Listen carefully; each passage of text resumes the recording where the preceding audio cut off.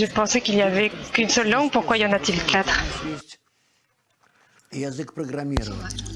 Qu'est-ce qu'une langue? Regarde, disons qu'on a un programme dans une langue, on a un ordinateur. Qu'est-ce que ça veut dire qu'il y a un ordinateur? Tu as un rassemblement d'éléments dans la mémoire et on veut les connecter et les faire tourner dans une certaine connexion. Ça, c'est une langue, un langage. Et donc, un langage ou une langue, c'est ce qui connecte les éléments de la création. C'est à différents niveaux. Et à chaque niveau, on a besoin d'un langage différent. Lorsque j'étais à l'université, nous avons appris des langues qui aujourd'hui, personne n'en a entendu parler. Elles ont été oubliées. Les langues d'aujourd'hui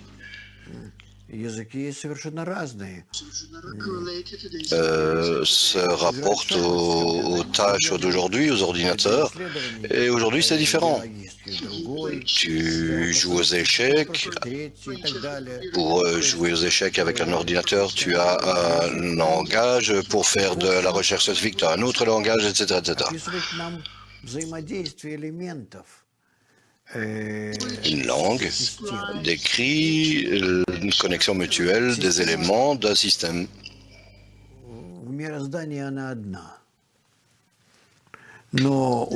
Ce système de la création est unique. Mais il a 4 degrés. Les premiers, deuxième, troisième et quatrième degrés, c'est comme ça qu'on les appelle. À chaque degré, à chaque niveau, on a sa propre langage. Et bien que tout se passe à chaque niveau, cela est semblable à ce qui se passe à d'autres niveaux. Mais c'est de différentes manières, avec une substance différente. Bien que les lois soient similaires. À tous les niveaux, on a les mêmes lois. Mais lorsque ces lois se revêtent dans le minéral, le végétal ou l'animal ou dans une substance humaine, elles apparaissent complètement différentes. Et bien sûr, le langage ou la langue qui les décrit change de manière significative. Imagine la connexion. Alors la communication mutuelle entre les parties minérales de la création, disons, il y a toutes les galaxies au niveau de l'univers. Mais en fait, cela représente une grande masse, une masse immense, mais la quantité est vraiment la qualité est vraiment très basique. Mais si, disons, on parle du niveau humain, de la société humaine, ça n'est rien en termes de quantité par rapport aux étoiles, aux planètes et tout l'univers. Mais la qualité est bien supérieure. Donc, la langue qui décrit leur connexion, leur comportement est différente. Donc, nous avons 4 langues qui décrivent la bonne connexion dans la nature.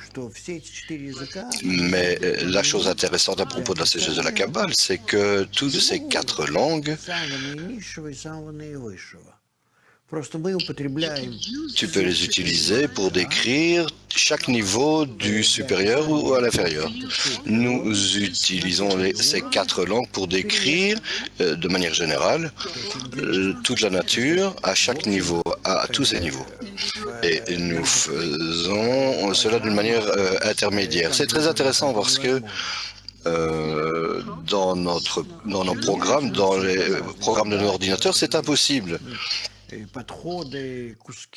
Les langues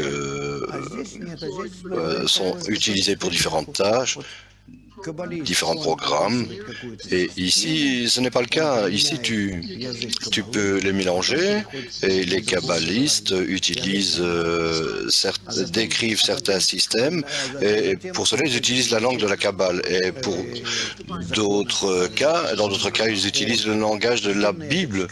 Et il y a également la langue des lois ou la langue de la Torah médiévale, la langue des légendes, et alors tu pourrais utiliser tous ces langages complètement librement à partir du moment où tu as envie de décrire le système.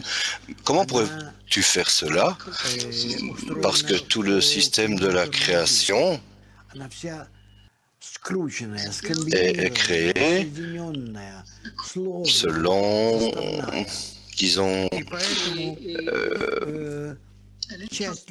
un enchevêtrement de connexions, tout est enchevêtré et entretissé. Et c'est comme ça qu'on peut décrire chaque élément dans le système. Au niveau humain, le niveau le plus élevé de la sagesse de la Kabbale, et certains, tu peux les décrire à un niveau plus simple. Le langage des lois, etc. Et c'est comme cela que nous travaillons. Mais pour nous, lorsqu'on apprend ce système et qu'on y entre, on commence à le ressentir, peu importe pour nous, c'est comment nous l'utilisons. Et chaque langue que nous utilisons entre en nous et devient un langage de ressenti. Et si on fait passer une chose à une autre, si nous devons préserver ce système pour faire quelque chose avec lui, alors on utilise des langages, mais entre nous, on n'a pas besoin d'un langage. Ou si je lis quelque chose, peu importe dans quelle langue je lis, parce qu'en moi, tout devient un langage d'émotion.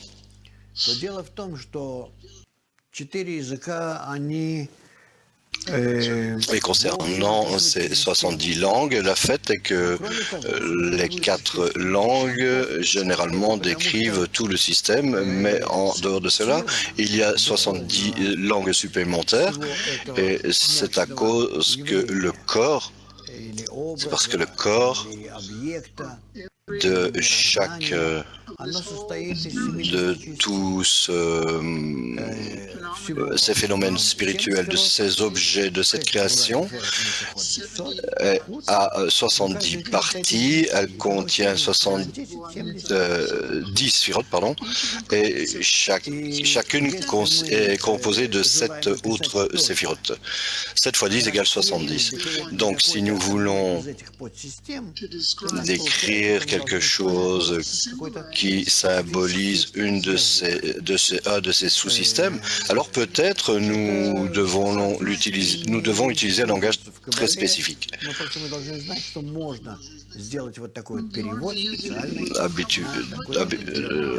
Dans la sagesse de la Kabbale, on a besoin de savoir qu'on peut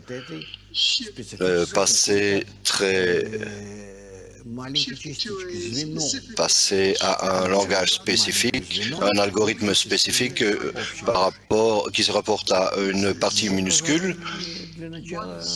C'est ce rouage élémentaire du système général.